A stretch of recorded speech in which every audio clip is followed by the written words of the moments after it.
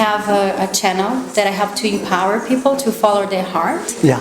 And my message, and I say that my mission on earth is help to higher the vibration of humanity. Yeah. And I believe that your message is so powerful, and I'm so grateful for being here. Yeah. And I think you can inspire a lot of people to follow their heart and to live with more integrity in their lives.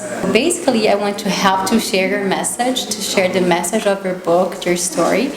And I wanted to tell us briefly about your mission here on earth and about your trilogy that you're talking right now in the book, so it can help to inspire people to follow their Yes. At the moment, humanity is going through a crisis. And this crisis is a crisis of perception. We have come to believe and perceive that somehow human beings are separate from nature and superior to nature. And nature has only value when it is useful to humans. So humans treat themselves as if they are the rulers of the earth. They are the guardians. They are the kind of rulers of the earth, basically. They are the kind of emperors, the kind of human imperialism. So what my message is that we need to become humble. And we need to drop our arrogance. And we have to say that we are nature. And therefore, soil, soul, society. These are the three words which I want to introduce in the world. Soil is nature. Soil is our source of life. All our food, all our clothes, all our houses, everything comes from soil.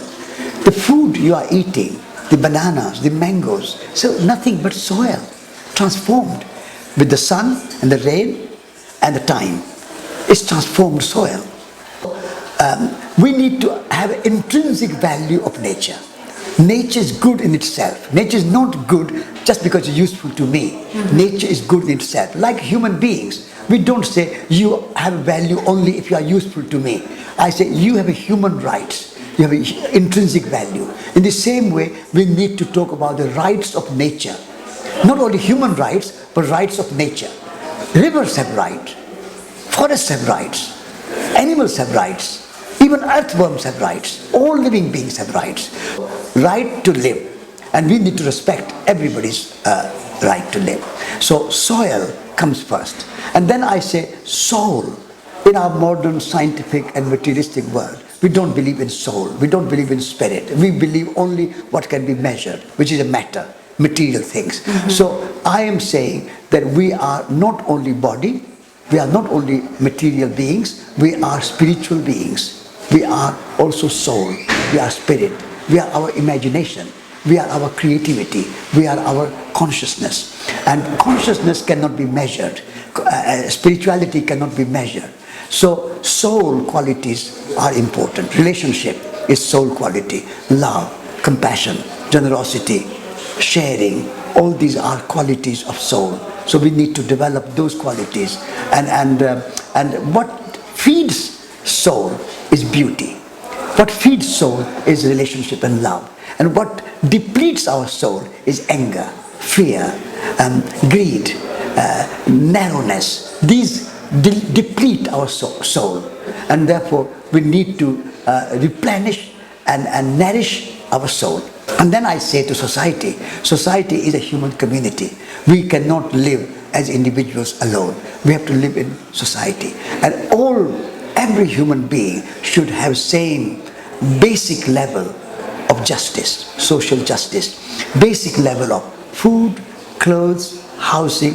This is common sense. How can we say 1% of people can own 50% of the wealth of the world and the remaining people have to just get by and the bottom 10% have to go hungry? How can we say that? It's a common sense that we have to share the resources which we have given by nature, given by universe. Nobody comes here with the wealth. We are all born naked and we come with empty-handed and we go empty-handed. So this idea that while we are here for 60, 70, 80 years, we can own nature. We cannot own nature. Nature is free and we have a relationship with nature. So we have to shift from ownership to relationship. That is society. So soil, soul, society. This is a new trinity for our time.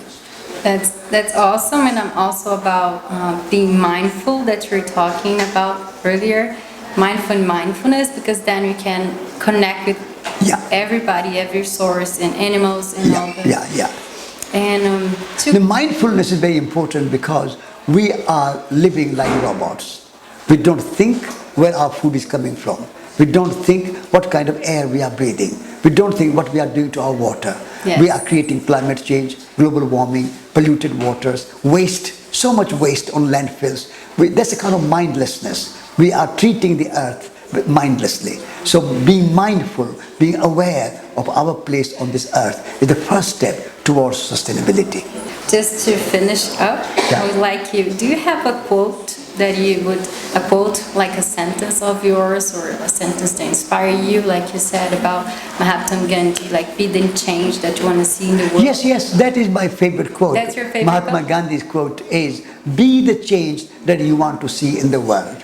Change begins from you. You are the leader. You are the pioneer.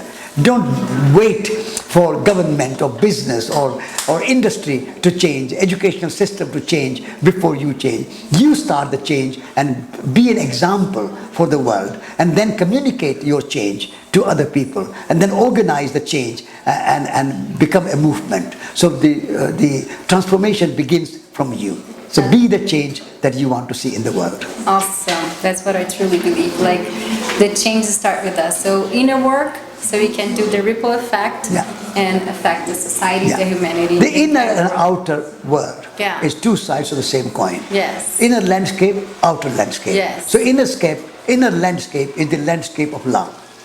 The outer landscape is the landscape of nature. So nature and love together, transformation happens. Perfect. Thank you so much. You are I'm welcome. so grateful for you are your welcome. time.